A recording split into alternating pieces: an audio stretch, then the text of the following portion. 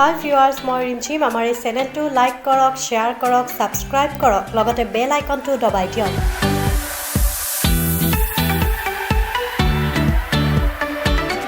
আজি আমি আলোচনা কৰিম ৰক চেনেলৰ জনপ্ৰিয় ধাৰাবাহিক বৰলাকাই মালতীৰ বিষয়ে।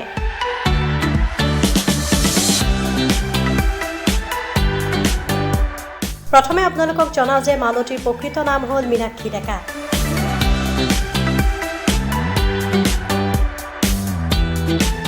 মালতীৰ জন্ম হয় ৰঙিয়াৰ কমলপুৰত, জন্ম তাৰিখ 19 ফেব্ৰুৱাৰী।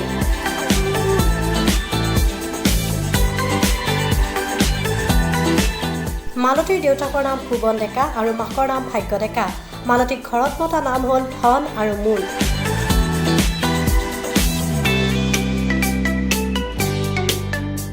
মালতীয়ে স্কুলীয়া শিক্ষা কমলপুৰৰ পৰা গ্ৰহণ কৰে আৰু পুথিমাৰী কলেজৰ পৰা ডিগ্ৰী লয় আৰু তাৰ পাছতে গুৱাহাটী বিশ্ববিদ্যালয়ৰ পৰা মাষ্টাৰ ডিগ্ৰী গ্ৰহণ কৰে মালতীয়ে।